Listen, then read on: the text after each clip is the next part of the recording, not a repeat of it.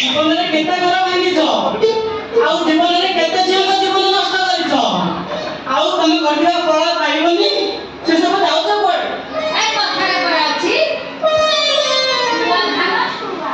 ତମେ ଯେମିତି କର୍ମ କରିଛ ତା ଫଳ ନିଶ୍ଚୟ ଭୋଗିବ ନା। ଆଉ ସେ ରସ ଡିସି ଷ୍ଟୋଭ କୁଆଡେ ନେଇକି ଯାଉଛ? ଯାଉଛ ସେ ସବୁ କୁଆଡେ ନଉଛ? শ্বশুর পুরো সরা ମୁଁ କିଣିଥିଲି ପରା। ତୁ ଆଜି ଯାଏ ଟଙ୍କା ରୋଜଗାର କରିଲୁନି ହଉ କହୁଛୁ ଯଦି ମୁଁ ଏଇଟା ରଖିବି।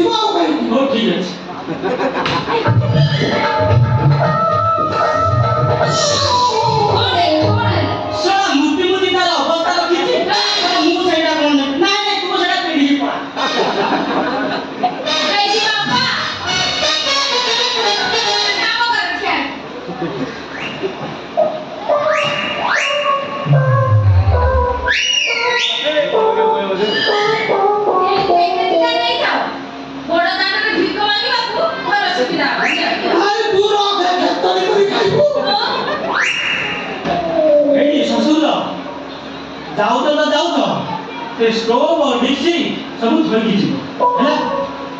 ଏ ବାପା ତୁ ଟିଆ ଖରାଟା ମୁଁ ଯାଇପାରିବି ତୁ ଟିକେ ବସୁ ଡାକି ଦେବୁ।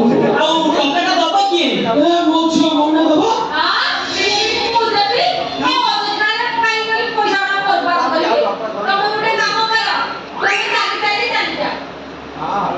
ଗୋଟେ କାମ କର ସେ ତ ଯାହା ଦଉଛୁ ଆମେ ଏବେ ଧର ଆଗେ ଦି ପାର ନଦୀ ଦେବା ତାପରେ ସବୁ ଠିକ ହେଇଯିବ।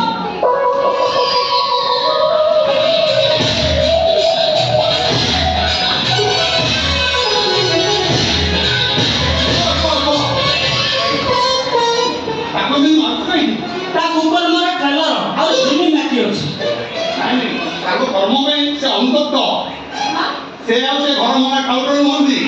ସେ ଏବେ ସମାଜର ଜଣେ ଭଲ ଜନଶୀଳ ବ୍ୟକ୍ତି ତାଙ୍କର ଦାନ ଧର୍ମ ପାଇଁ ତାଙ୍କୁ ଏବେ ସ୍ୱତନ୍ତ୍ର ସ୍ଥାନ ମିଳିଛି।